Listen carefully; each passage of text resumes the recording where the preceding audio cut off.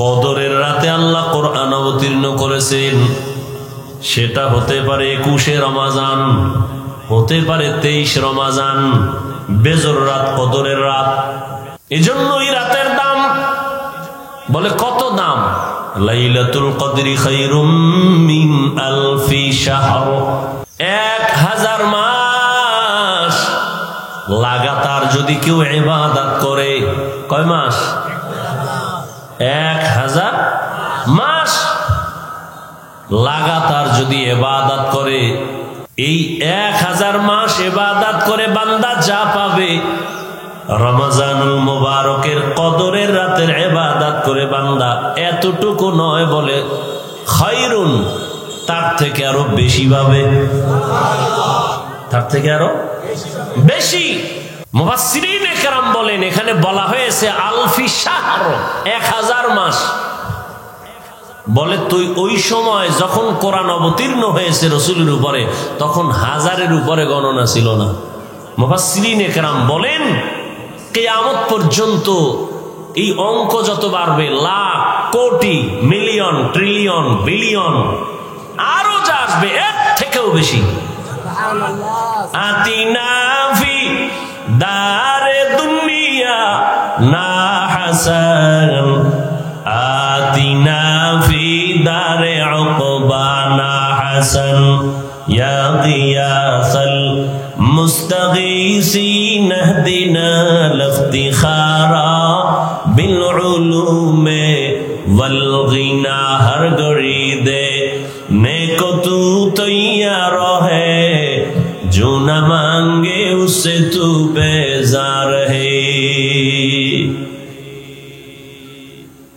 কদরের রাতের দাম বেড়ে গেল। হাদিসে পাকে রহমতের নবী বলেন, রমজান মাসের পুরা রোজা না, মাত্র একটা রোজার দাম কত জানো? জন্মগত একটা কাক, কি জন্মগত একটা কাক জন্ম হয়েই যখন ডানা মেলে খোলা আকাশে উড়তে শুরু করে, উড়তে উড়তে উড়তে উড়তে সামন দিকে যাবে, যত দূর যাইতে যাইতে সে বুড়া হয়ে যাবে। উড়তে উড়তে এত দূর গেল, বিরামহীন উড়ে গিয়ে অনেক দূর, বুড়া হওয়া পর্যন্ত খালি উড়তেই রইল। তাহলে বুড়া হওয়া পর্যন্ত যদি উড়ে কত দূর যাবে? বলে হে বুড়া হওয়া পর্যন্ত কতদিন?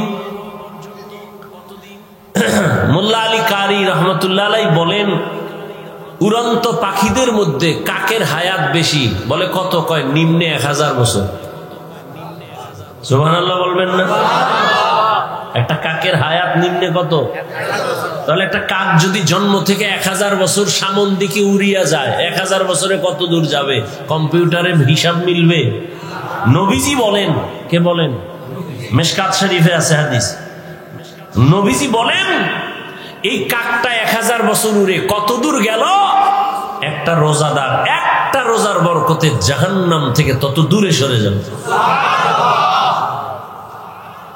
এই বরকত কে দিবেন? আপনার সমস্যা?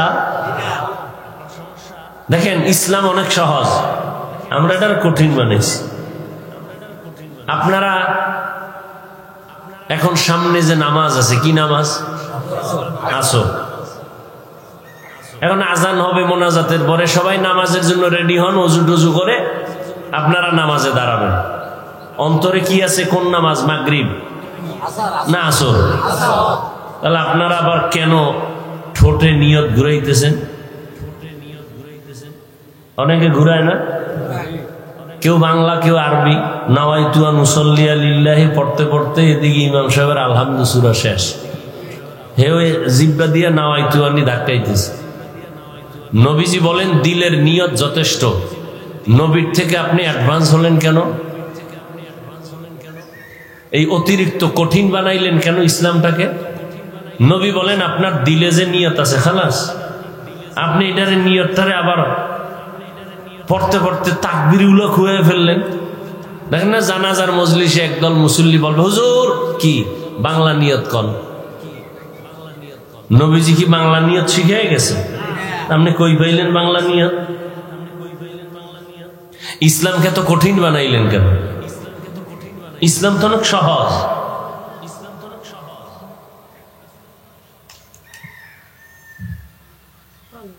জাকাত দিবেন, জাকাত দেওয়া এটা দয়া না। জাকাত দেওয়া কি না? দয়া না, বরং দায়িত্ব। জাকাত দেওয়া কি? দায়িত্বশীলদের দায়িত্ব। গরিবরা জাকাত পাওয়ার অধিকার। এজন্য জাকাত দিয়া দোয়া চাওয়া যাবে না, নিষেধ। আপনি দয়া করলে না দোয়া চাইবেন, আপনি তো দয়া করেন নাই। গরিবের পাওনা 2.5 টাকা দিয়ে দিছেন, তো সে আপনার কাছে পাবে 100 টাকায় কয় টাকা? 2.5 টাকা। এটা তো গরিবের পাওনা টাকা, আপনার কাছে রাখছে আমানত। কথা আমি রাখবো কেন? কয় আপনি রাখার কারণে 97 টাকা 8 আনা আপনি পাইছেন হাদিয়া। ঠিক নি? তাহলে গরিবের 100 টাকার মধ্যে 2.5 টাকা যে গরিবকে দিবে, এটা দয়া না ঋণ আদায় করা? এখন গরিব পাইবে কয় টাকা? লঙ্গি পাইবে। আপনি লঙ্গি কিনলেন কেন? গরিবের 2.5 টাকা, 1250 টাকা হিসাব করে আপনি টাকাটা গরিবের দিবেন। ও ইফতার কিনবে, ও ঘরের কাজ আছে, ও স্ত্রীর কাপড় কিনবে, পরিবারে একটা চলার জন্য একটা সেলাই মেশিন কিনবে। আপনি ওই কাপড় কিনে দিছেন, গরিবের অনুমতি নিছেন, যে টাকার মালিক এর থেকে নিছেন, যে আমি তোমার 3rd ক্লাসের কাপড় কিনে দিতেছি। পৃথিবীতে কোম্পানি এর থেকে দুর্বল কাপড় আর বানায় না। এই কাপড় দিয়ে জাকাত, আর এটাকে আপনি মনে করেন দয়া। আফসোস, 100 টাকার মধ্যে 2.5 টাকার মালিককে, তো মালিকের টাকা দিবেন, ওইটা কি করবে না করবে মালিকের বিষয়। আপনি কেন পাতলা কাপড় কিনলেন, 3rd ক্লাসের কাপড়, যেটা ফিন্দা যায় না অন টাইম? কি টাইম? আমি কি বানায় বলতেছি? কি আপনারা বড় লোক মানুষ, এই জাকাতের কাপড় দিয়ে অন টাইম না সব?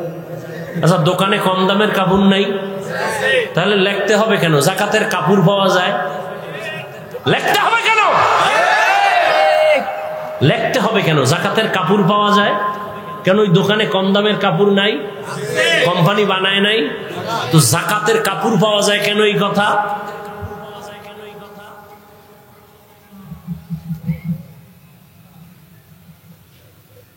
আল্লাহ হেদায়েত দান করুন।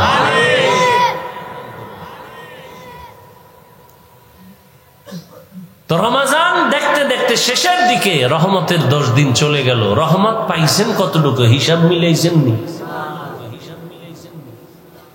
মাগফিরাতের 10 দিন চলে গেল, পাইছেন কি মাগফিরাত? নাজাতের 10 দিন চলে যাচ্ছে, কতটুকু জাহান্নাম থেকে নাজাত অর্জন করতে পারলাম? একজন মুমিন হিসাব করবে রমাজান কেন আসছে। দুনিয়াতে যত মানুষ আছে, যে কোনো ধর্ম পালন করে, সবার জন্য রোজার আইন আছে। হিন্দুরাও রোজা রাখে, খ্রিস্টান রোজা রাখে, ইহুদিও রোজা রাখে, বৌদ্ধরাও রোজা রাখে। সিস্টেম আলাদা, নাম আলাদা। কোন কোন ধর্মে রোজার নিয়ম হইল না খাওয়ার সাধনা, না খাইয়া থাকার সাধনা। কেমন? এমন ধর্মের মধ্যে বলা আছে যে এমন না খাইয়া থাকো যে না খাইতে না খাইতে যদি মরিয়া যাও বিনা হিসাবে জান্নাত। না খাওয়ার সাধনা, এই সাধনা হিন্দুদের মধ্যে আছে না নাই? প্রত্যেক ধর্মের মধ্যে আছে। তবে আমাদের রোজাটা না খাওয়ার সাধনা না, আমাদের রোজার সাধনা আল্লাহ পাওয়ার সাধনা। ইয়া আইয়ুহাল্লাযীনা আমানু কুতিবা আলাইকুমুস সিয়ামু কামা কুতিবা আলাল্লাযীনা মিন ক্বাবলিকুম লাআল্লাকুম তাত্তাকুন। আল্লাহর ভয় অন্তরে জমা করার সাধনা। বলে আল্লাহর ভয় 1 মাসে অর্জন কইরা বাকি 11 মাস সাইজ করে ফেলবা। রমাজানের 1 মাসের সাধনা দিয়া বাকি 11 মাসকে কমপ্লিট নিয়ন্ত্রণে নিয়ে আসবা। বলে রমাজানের সাধনা মানে কি? বলে পেটের ভেতরে প্রচন্ড ক্ষুধা, সামনে খানাও রেডি, ইফতারির বাকি আছে আর 20 মিনিট। পেটে ক্ষুধা আছে না নাই? পানির পিপাসা আছে না নাই? সামনে খানা আছে না নাই? এমন ক্ষুধা লাগছে যে 10 জনের ইফতারি রেডি, মনে হয় আমি একা খেতে পারবো। কি প্লেটের মধ্যে যা দিছে 20 মিনিট বাকি, এই পরিমাণ পেটে ক্ষুধা, মনে চায় পুরা 10 জনের প্লেটের খানা আমি একা খেতে পারবো। মনে মনে বলি 2-3 জন যদি যাইতো গা, 2-3 প্লেট আমি পেতাম। কিন্তু আল্লাহর কুদরত, বিসমিল্লাহ বলি আজান দেওয়া মাত্র যখন শরবতের গ্লাসের পানি টান দেয়, নিজের প্লেটের খানা খাওয়ার ক্ষুধা থাকে না। হরকে দারদ খৌফে হকদার দিল মদরম, হরকে দারদ খৌফে হকদার দিল মদরম, জন্নতুল মাওয়া দেহদ ও রামকাম। তাহলে যেই কারণে পেটে ক্ষুধা, খানাও সামনে, খাই না কেন? খানা হারাম, ওটা নাপাক? নাপাক। ক্ষুধা আছে না নাই? খানাও সামনে রেডি এবং হালাল, খাই না কেন? আল্লাহর ভয়। যেই আল্লাহর ভয় অন্তরে জমা করেছো, অন্তরে ভয় থাকার কারণে পেটের ক্ষুধা আছে, খানাও আছে, খাই না কেন? আল্লাহর ভয়। ঠিক ওইটাকে অন্তরে বুঝি কইরা, যেই আল্লাহর ভয়ে খানা আছে, ক্ষুধাও আছে, খাই না, আল্লাহর ভয়। ঠিক আমার হাতে একটা টাচ মোবাইল আছে, মোবাইলের মধ্যে গুনার সিনেমা হল আছে নাই? মনও চায় একটু খুইলা দেখি। যেই কারণে খানাও আছে, ক্ষুধাও আছে, খাই না কেন? আল্লাহর ভয়। মোবাইলও আছে, গান দেখারও সুযোগ আছে, দেখবো না কেন? এই সাধনা।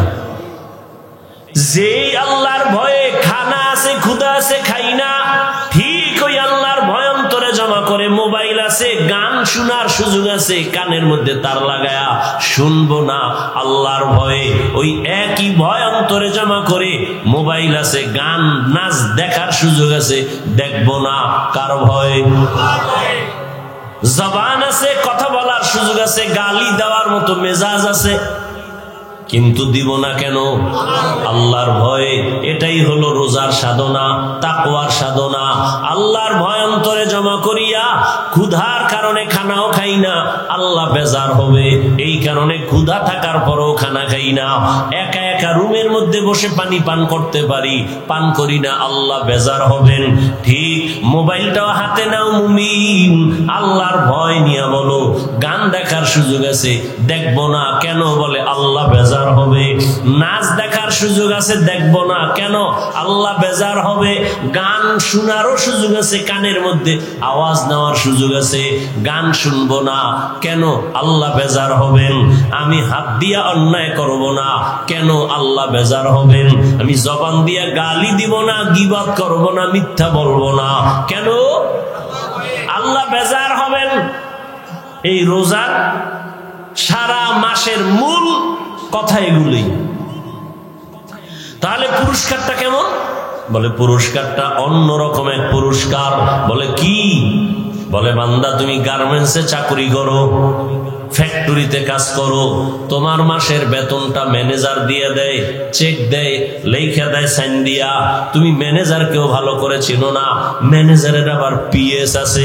কি আছে? পিএস। তোমার বেতন সাইন করে চেকটা দিয়ে দিল, যাও। বেতনটা যে কে দেয়? ম্যানেজারও দেয় না। কে দেয়? মালিক। কে দেয়? মালিক। এখন যদি ঘোষণা হয়ে যায় আমার এই রোজার মাসে যারা ওভার ডিউটি করবা, মালিক ঘোষণা দিছে আমি নিজের হাতে ঈদের আগের দিন রাত চাঁদ রাতে আমি আমার কর্মচারীদেরকে আমার পক্ষ থেকে সর্বোচ্চ পরিমাণ হাদিয়া দিব, পুরস্কার দিব। খুশি না বাজার? মনে মনে কয় ম্যানেজারেরই চিনি না, পিএস এর সাথে কত ধমক, একটা চেক পাস করানোর জন্য খুব দৌড়াদৌড়ি করি বেতনের জন্য। মালিক আমাদের সামনে আসবে, আমাদেরকে পুরস্কৃত করবে।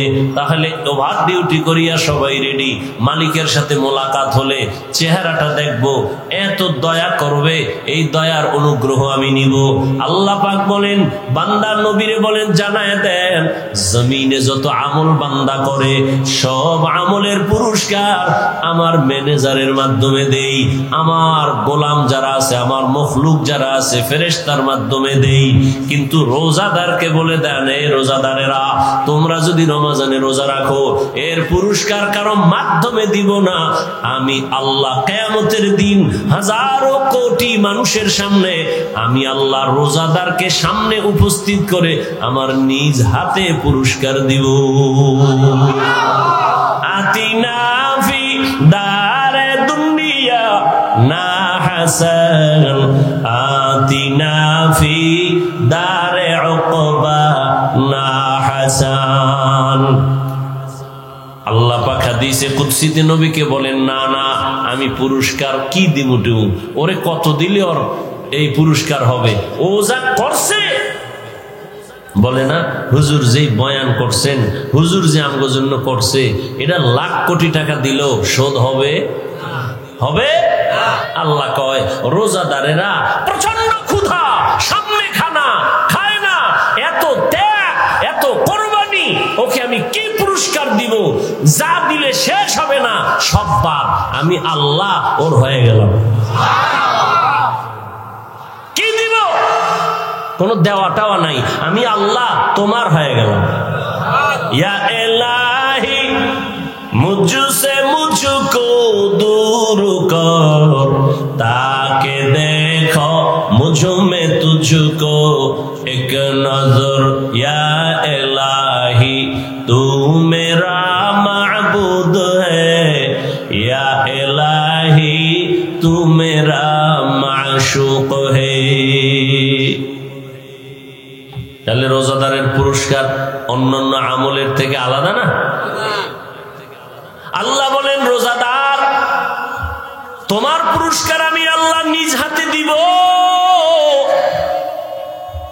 আল্লাহ আরো মায়া লাগায় বলে, না না ও রোজাদার আমি আল্লাহ তোমার হয়ে যাব।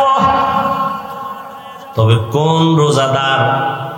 যেই রোজাদার অন্য ধর্মের মতো পানাহার করে না, উপবাস থাকে, কিন্তু ক্যারাম বোর্ড খেলে, লুড্ডু খেলে, গালি দেয়, ঝগড়া করে, বউয়ের হক আদায় করে না, গরিবের হক আদায় করে না, কর্মচারীর হক আদায় করে না, প্রতিবেশীর হক আদায় করে না, মায়ের হক আদায় করে না, বাবার হক আদায় করে না, ভাইয়ের হক আদায় করে না, বোনের হক আদায় করে না, এমন রোজাদারের জন্য আবার ধমকও আছে বড় কঠিন। এই রোজাদারকে আমি আল্লাহ নিজ হাতে পুরস্কার দিব না, এই রোজাদার আমি আল্লাহ তার হব না। রোজাদার তো ওই রোজাদার, ভিন্ন ধর্মের মানুষ যেমন না খাওয়ার সাধনা করে, সে শুধু না খাওয়ার সাধনা করছে, খায় নাই কিন্তু অন্যান্য গুনাহ সব করেছে, এটা রোজা হয় নাই। রোজা তো এটা কঠিন কথা, পেটের খানা থেকে বাঁচায় রাখছি না, এটা পেটের রোজা। হাতের গুনাহ থেকে বাঁচাও, হাতের রোজা। চোখ থেকে তুমি বেগানার থেকে চোখের নজর বাঁচাও, চোখের রোজা। জবানকে গালাগালি মিথ্যা থেকে বাঁচাও, জবানের রোজা। কানকে গুনার আওয়াজ থেকে বাঁচাও, কানের রোজা। এমন তোমার কানের রোজা হইছে, এদিক দিয়ে হাতের রোজা হয় নাই। অনেকের হাতের রোজা আছে, পেটের রোজা ঠিক হয় না, চোখের রোজা ঠিক হয় না, হবে না। রোজা তো পুরাটাই হতে হবে। তাহলে পুরস্কার কি? আল্লাহ বলেন, তুমি আমার আমি তোমার। সর্বোচ্চ ভালোবাসা মোহাব্বতের পুরস্কার, তুমি আমার আমি তোমার। এর সব সর্বোচ্চ ভালোবাসার এটাই পুরস্কার, এর থেকে আর বড় কোন পুরস্কার দুনিয়াতে নেই। চোখের রোজা, হাতের রোজা, কানের রোজা, জবানের রোজা।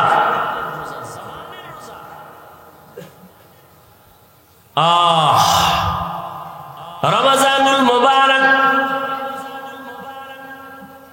রহমতের নবী বলেন, আমি তো সেই রজব মাস থেকেই প্রস্তুতি নিতাম রমাজানের জন্য, কারণ রজব আমার আল্লাহর মাস, শাবান আমি মুহাম্মদের মাস, রমাজান আমার উম্মতের মাস। সাহাবায়ে কেরামদের ইতিহাস বড় কঠিন, এরাও তো মানুষ ছিলেন। কথা এরা আমাদের মতোই, বলে হ্যাঁ আমাদের মতোই। এরা তো দামি হইল কেন? কেমনে দামি হলো? কেমনে বুঝাই? হ্যাঁ, তরমুজ, ওই যে তরমুজ দেখা যায়, এটা দিয়ে বুঝে। হ্যাঁ, তরমুজের মধ্যে দেখেন কিছু তরমুজের রং খুব সুন্দর এবং মিষ্টিও। কথা কেন? একই জমিনের তরমুজ, এই একই জমিনের তরমুজগুলো কিছু মাথা চিকন, ছোট, কালার গুলো সাদা, ভেতরে মিষ্টি নাই। তো এই জমিনের যারা তরমুজ চাষ দেয়, চাষিরা করে কি, ভালো ভালো গুলো আলাদা করছে, যেটা একটু ডিস্টার্ব এটি আলাদা করছে, ঠিক নেই? আচ্ছা ভাই, একই জায়গার তরমুজ, এটি আবার দুই রকম হলো কেন? কোন হুজুরের ভুল লাগছে নি? হ্যাঁ, লাগিয়ে গেছে। বলে কি, মালিকের দেওয়া রহমতের নজর লাগছে যেই তরমুজের ভিতরে, ওই তরমুজটা কালার ভালো, মিষ্টিও হয়েছে, যেটার ভিতরে লাগে নাই। একই জমিনের তরমুজ, সার একই ভাবে দিয়েছে না, ওই জায়গায় কম দিছে? সমান দিছে না? টাকাও সবার জন্য সমান না? ক্ষেতের এক পার্শ্বে একটু কম টাকা, আর এক পার্শ্বে বেশি, সব সমান। এরপরেও কেন তারা আলাদা করলো? এটা ভালো পিওর। ভাই, যেটা একটু ছোট, একটু কালার কম, এটার দাম কত? এটা কম দাম। এটা কত? এটা এক দাম। এটা কি এক দাম? ওইটা কম দাম। আলাদা করে ফেলেছে কেন? একই জায়গার তরমুজ, কিন্তু একটা এত ভালো হওয়ার কারণ, আমার মাওলার দেওয়া সূর্যের আলো একটা রহমত, মাওলার দেওয়া চাঁদের আলো একটা রহমত। যেই তরমুজের মধ্যে সূর্যের আলো কঠিন ভাবে লাগছে, তো কালার বেড়ে গেছে। আর যেই তরমুজের মধ্যে সূর্যের আলো কম লাগছে, কালার কমে গেছে। এবার স্বাদের বিষয়, মিষ্টি বেশি কেন? কয় রাতের বেলা যেই তরমুজের দিকে চাঁদের আলো লাগছে, ওই তরমুজ মিষ্টি বেশি হয়ে গেছে। যেই তরমুজের মধ্যে চাঁদের ফোকাসটা কম লাগছে, ওই তরমুজটা দুর্বল হয়ে গেছে। রহমতের নবীর মোহাব্বতের নজর যেই বান্দার মধ্যে লাগছে, এই নজরে নজরে ব্যবধান আছে না নাই? চোখ কিন্তু এক, নজরও দিছে, কিন্তু ভেতর থেকে তো নজরের আকর্ষণ বের হয়। কি বের হয়? নবী চোখ মোবারক দিয়া আবু জাহিলেরও দেখে, নবী এই চোখ দিয়া ওমরেরও দেখছে, কিন্তু ওমরের পাওয়ার বেড়ে গেছে। কথা বল না কেন? আবু জাহালকে দেখছে, শুধু দেখে নাই, নবী তো ওমরের কাছে যান নাই। আবু জাহালকে নবী তো বারবার দেখতেন, ঘর থেকে বের হলেই চাচা আবু জাহাল। দুঃখে সুখে আবু জাহাল প্রতিদিন দেখা হয়, ওমরের সাথে দেখা নাই। ওমর তো রেডি তরবারি নিয়া রহমতের নবীকে জবাই করার জন্য, কিন্তু সেই ওমরের দিকেও নবী তাকাইতেন, আবু জাহালের দিকেও নবী তাকাইতেন, একই নজরই তো দিতেন। পার্থক্য আছে না নাই? قال رسول الله صلى الله عليه وآله وسلم اتقوا فراسة المؤمن فإنه ينظر بنور الله। নজরে নজরে ব্যবধান আছে না নাই? একজনের নজর দিছে, এত সুন্দর তরমুজ, প্রশংসা করছে না? তরমুজের খেতে আগুন লাগছে পরের দিন থেকে, সব শুকায় যাইতেছে। প্রশংসা করলে অবস্থা কেন? কয় ওর অন্তরটা ভেজাইলে, ওর গাঞ্জা খাইয়েছে। আর একজনে দেখা কয় মাশাআল্লাহ অনেক সুন্দর, গাছের নারিকেল অনেক সুন্দর, আল্লাহরও বাড়ায় দেন। এই বছর হয়েছে 20টা, পরের বছর 20-20। নজর দিছে ও বান্দা, হেও বান্দা, ওটা গাঞ্জাখোর, ওটা কি হারামখোর। আর এই মাশাআল্লাহ বলনেওয়ালা হালালখোর। নজরে নজরে ব্যবধান আছে না নাই? সাহাবায়ে কেরামের কত কঠিন হালাতে পেটে গামছা বেঁধেছেন, কাপড় বেঁধেছেন, পাথর চাপা দিয়েছেন, হারাম খান নাই। আরে রোজার এক সময় নিয়ম ছিল কি, ঘুমাইলেই রোজা শুরু। বুঝেননি কি? আমগো রোজা শুরু হয় কি হইলে, কথা কেন, সাহারি খাইলে না রোজা শুরু হইব খাইলে। আরে বাঙালির তো নফস চারটা না, আমার বয়ান তো আমি এইভাবে বলছি, নফস মূলত কোরআন হাদিসে তিনটা, নফসে আম্মারা, নফসে মুতমাইন্না, নফসে লাওয়ামা, কোরআনের আয়াত। আর বাঙালির আর একটা কি বেশি, নফসে খাওয়ামা। এটার মূল টার্গেট খাওন। এজন্য দেখেন না কপাল পরারা সাহারি খাইতে গিয়া এমন খাওয়া খায়, আজান জলে আজান দিতেছে আর বড় খা, চিন্তা করে কয় সেই সারাটা দিন টের পাইছো, এটা কাজা আদায় করতে হবে। এদিক দিয়ে খায় টাইট করে, খাইয়ে পাশের মসজিদে হাইটে যে যাইবে শক্তি নেই, এমন খাওয়া খাইছে। ওদিকে আবার ইফতারির জন্য রেডি, জনমের মতো ইফতারি খাইবে নামাজের আগে। এই যে খাওন শুরু, একামত কয় একটু দাঁড়া, শেষ হয় নাই। এবার খাইতে খাইতে আর কত কয়, আচ্ছা তো নামাজটা শেষ করে আবার খাবো। তাহলে নামাজের মধ্যে মেয়েরা চলছে, এই ইফতারির খাওন যদি বাকি, চিন্তা করে এটা কি পামু নামাজের পর না অন্যদিকে যায়, নামাজ পড়ে আবার খাওন।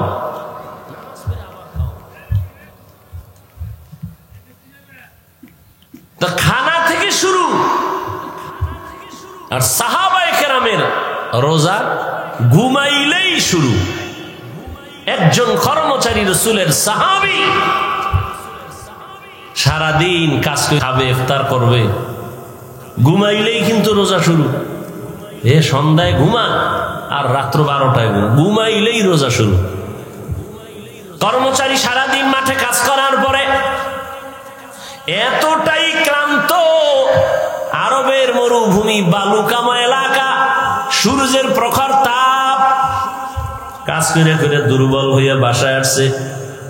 ঘরে এসে কয় কিছু খাওন দাও, রোজা রাখছি সারাদিন ইফতারি করি। খাওন ঘরওয়ালি দিতে না দিতে ক্লান্ত অবস্থায় ঘুমায় গেছে, রোজা শুরু হয়ে গেছে আবার। সাহাবী ঘুমের থেকে হঠাৎ সজাগ হয়ে পাগলের মতো হয়ে গেল, রোজা তো আবার শুরু হয়ে গেল। গতকালের কষ্টের কাজ খানাও নাই, পরের দিন আবার কাজে দৌড়। কাজে যাইয়া মাঝখানে গিয়া পড়ে গেছে রাস্তায়, অসুস্থ। সাহাবায়ে কেরাম এতটা দুর্বল অবস্থা দেখা রহমতের নবীরে বললেন রোজাটা ভাঙবেনি। নবী বলেন আল্লাহর পক্ষ থেকে রোজার এত দাম, নামাজের পুরস্কার তো আল্লাহ অন্যের মাধ্যমে দেয়, যাকাতের পুরস্কার তো মাধ্যমে দেন, আর হজের পুরস্কার তো মাধ্যমে দেন, রোজার পুরস্কার তো আল্লাহ নিজে, ভাঙ্গার অনুমতি নাই। আর আপনি রিক্সা চালাইয়া অনুমতি পাইছেন না? আপনি রডের ফ্যাক্টরিতে কাম করেন, সিমেন্ট ফ্যাক্টরিতে কাম করেন, একটা কষ্টের জন্য রোজা ছাড়ছেন। আপনি কি হাদিস পড়েন নাই? রসুল বলছে শুনেন নাই যে একটা রোজা ভাঙ্গা ফেলাইলে মৃত্যু পর্যন্ত যদি আজীবন রোজাই রাখে এই বরকত আর হবে না।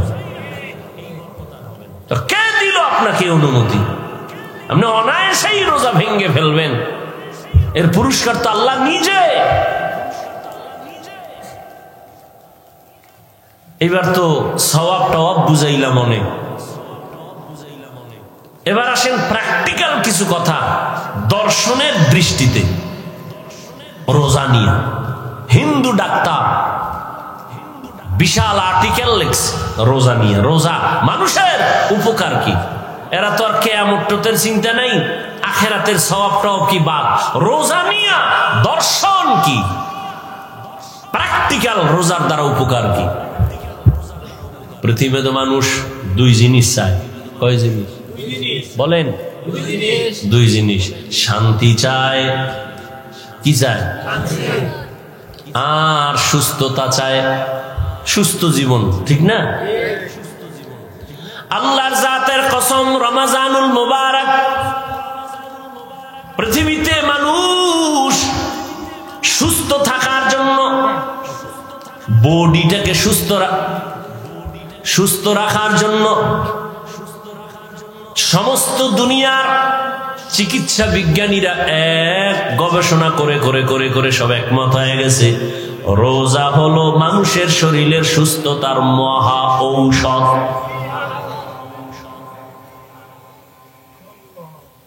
আর কপাল পরা রাখা, রোজা রাখলে গ্যাস বাড়বো, রোগ বাড়বে। আর সমস্ত চিকিৎসা বিজ্ঞানীরা বলে শরীরকে সুস্থ রাখার মহা এক ঔষধ হলো রোজা। এই জন্য রসুল শুধু রমাজানে রোজা রাখেন নাই, প্রতি সপ্তাহের কিবার সোমবার আর বৃহস্পতিবার রোজা রাখছেন। 2 দিন খাইয়া 1 দিন রোজা, পুরা শরীর কন্ট্রোলে নিয়ে আসবে, ব্যালেন্স ঠিক হয়ে যাবে। আবার 2 দিন খাও, আবার তুমি রোজা রাখো, ব্যালেন্স ঠিক হয়ে যাবে। রোজা কত ফায়দা রোজার দ্বারা, গুগলে সার্চ দিবেন পারলে, মোবাইল তো চালান, শুধু অন্যায় দিকে মোবাইল ব্যবহার না করে ভালো ভালো দেখেন রোজার দ্বারা শরীরের কি কি উপকার আছে, এটা লেখা সার্চ দিয়া এটা দেখেন।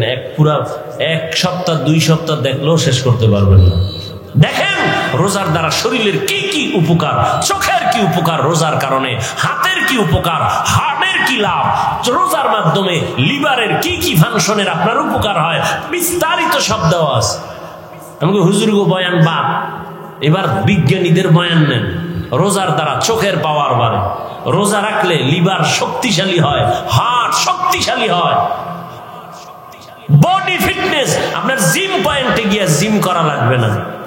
রোজা রাখেন, 5 ওয়াক্ত নামাজ পড়েন, শক্তি দেখবেন, কেউ সামনে দাঁড়াতে পারবে না।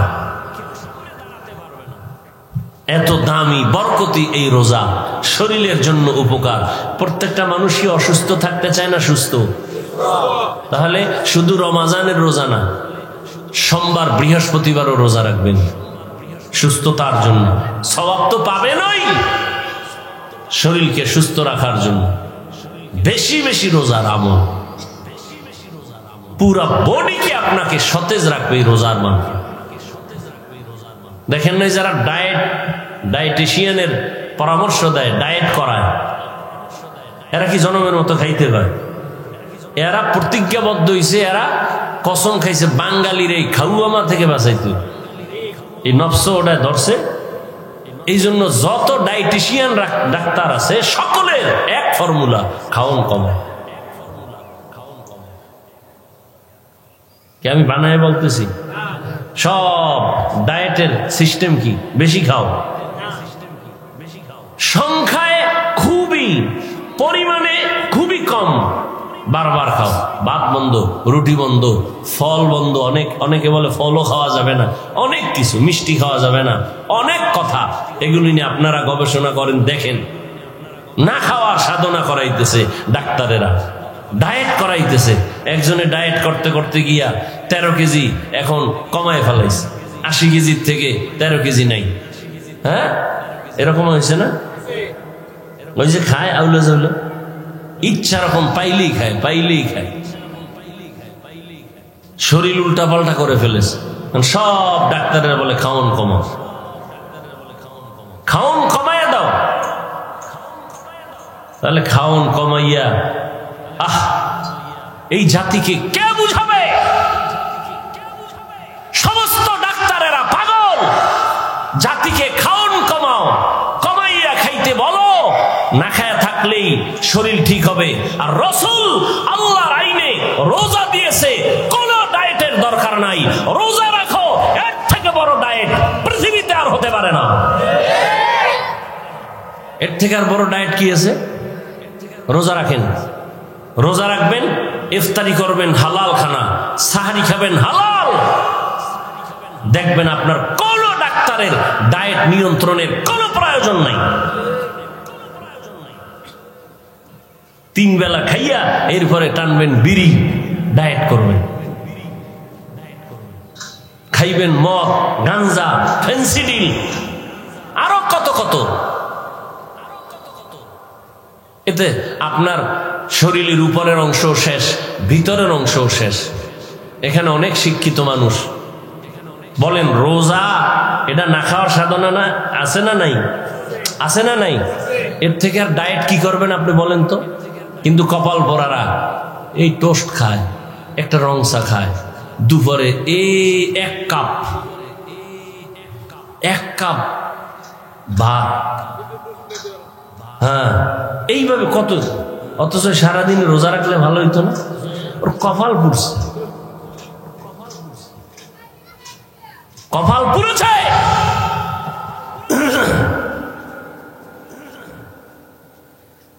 একটা মানুষ যদি বেশি না খায় থাকে অসুস্থ হয়ে যায়। রোজা এমন একটা আমল, খাওয়ানো আছে না খাওয়াও আছে, সীমাবদ্ধতার মধ্যে। দেখছেন আপনি সারাদিন রোজা রাখছেন, ইফতারির সময় কি বেশি কেউ চাইলেও পারে খাইতে? মাওলার কুদরতে কন্ট্রোল করা তো। আপনি কেমনে খাইবেন? আপনি রোজা রাখেন না, দেখবেন ইফতারির সময় আপনি যা পারেন নাই ও চোখের পলকে নাই, খালি দিবে। ওই এক বদনামটা কোন দিকে যায় কইতে না, আমাকে মধ্যে একজন দাওয়াত দিছে বাড়িতে হুজুরের, তো খানা দিতেছে হুজুরে মাশাআল্লাহ আসন দিয়ে বইয়া খাইতেছে, আর দিতেছে মালিক। হুজুরে কয় ভাই আপনি দিয়ে কুলাইতে পারবেন না, সব হেনে রায়, আপনি কত দিবেন? আমার যেই টান শুরু হয়েছে আপনি দিয়ে কুলাইতে পারবেন, থুইয়া আপনি বাইরে যান।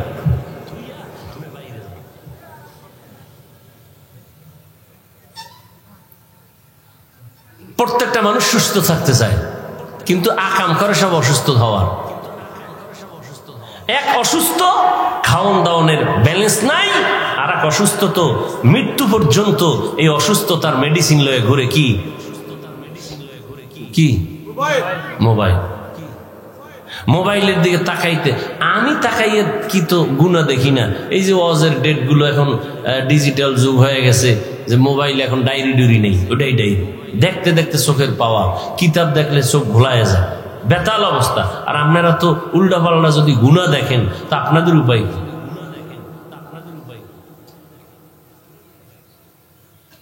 চান সুস্থতা, কিন্তু মেডিসিন হাতে লয়ে ঘুরতেছেন, অসুস্থ হওয়ার মেডিসিন। মুহূর্তে আপনাকে অসুস্থ বানায় ফেলে, মাথা ব্যথা বেড়ে যায়, চোখের পাওয়ার কমতেছে, আপনি অসুস্থ হয়ে যাইতেছেন দিন দিন, আপনার খবর নেই। কানের মধ্যে হেডফোন লাগায় শুনতেছে, কানের পাওয়ার কমে গেছে।